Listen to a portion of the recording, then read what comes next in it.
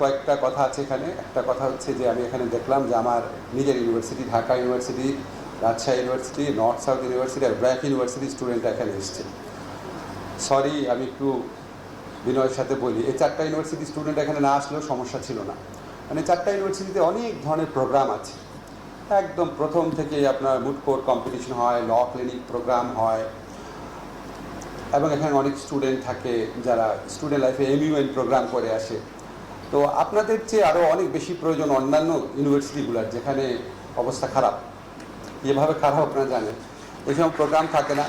তো আমি আশা করবো ভবিষ্যতে আসাদ এই সমস্ত যারা মানে মোটামুটি স্টুডেন্টরা যারা একটু প্রিভিলেজড আছে, তাদের সংখ্যা কমিয়ে অন্যান্য যে ইউনিভার্সিটিগুলো আছে যেখানে একটু দুর্বল শিক্ষা কার্যক্রম, সেখান থেকে নিয়ে আসলে ভালো হবে। আর আরেকটা কথা, I must thank UNDP and other development partners for their support in this program. Actually, it has become a ritual for me to thank UNDP because whatever good initiative we have taken in last 14 years, UNDP have been there. Thank you very much. তো আমার একটা কথা শুধু বলি আপনাদেরকে, আমাদের কিন্তু আমি স্টুডেন্ট লাইফ থেকে দেখতাম যে ইউএনডিপি অন্যান্য অর্গানাইজেশন তারা এই ধরনের গুড ইনিশিয়েটিভগুলোতে থাকে, কিন্তু আমাদের কিন্তু এই মানসিকতাও অর্জন করতে হবে যে ইউএনডিপি বা ডেভেলপমেন্ট পার্টনার্স না থাকলেও যেন আমরা প্রোগ্রাম করতে পারি। আমি আপনাদের 2টা এক্সাম্পল বলি। আমরা ল মিনিস্ট্রি থেকে অনেকগুলো রিফর্ম করেছি, একদম নিজেরা করেছি, কারো কোনো হেল্প কোনো পার্টনারশিপ করি নাই। কালকে আমরা অনলাইন বেল বন্ডের উদ্বোধন করব।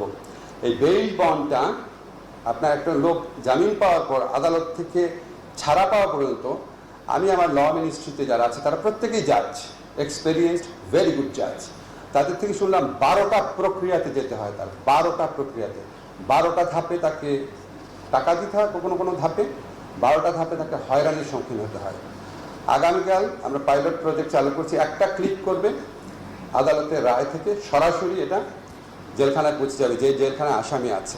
তা আমরা কিন্তু এই অনলাইন বেল যে চালু করেছি, আমরা আমাদের সরকারের টাকাতেই করেছি, কোনো কারো হেল্প লাগে না, নিজেদের এই আত্মবিশ্বাস অর্জন করতে হবে। আমরা একটা অসাধারণ প্রোগ্রাম করেছি, আমি বলতে চাই, সেটা হচ্ছে লিগ্যাল এইড সার্ভিসটাকে যে আমরা এক্সপ্যান্ড করেছি, যে 11 ধরনের মামলাতে প্রথমেই এটা লিগ্যাল এইডে আসতে হবে, ম্যান্ডেটরি করেছি। যদি স্যাটিসফাইড না হয় কোর্টে যেতে পারে। আমরা বিশ্বাস করি যে এটাতে কোর্টের উপর চাপ অনেক কমবে। এখনই কমবে না, ওভারনাইট ইম্প্যাক্ট পাওয়া যায় না, হয়তো 5 বছর 10 বছর পর আমরা এতে ইম্প্যাক্টগুলো দেখব।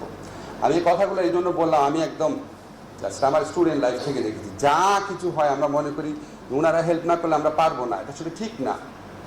আমাদের এই আত্মবিশ্বাস, আমাদের সরকারের অনেক টাকা, বিশ্বাস করেন অনেক টাকা। আমি বলি আপনাদেরকে, আমার প্রবাসী কল্যাণ ব্যাংকে ওখানে 1600 কোটি টাকা আছে। আমাদের আইজিআর অফিস, রেজিস্ট্রার অফিস, সেখানে প্রায় 1500 কোটি টাকা আছে। এইগুলি কেউ খেয়াল করে না যে আমরা নিজের টাকা ব্যবহার করে নিজেরা অনেক অনেক অনেক অনেক ভালো কাজ করতে পারি। আমাদের of course we need support from UNDP and other development partners when we went to South Africa, মানে with a view to form a Truth and Reconciliation Commission. They came forward to support us. Definitely, in some cases, we definitely need their support. But in all other cases, when you will not see any development partners coming forward to help you, you must have the confidence and competence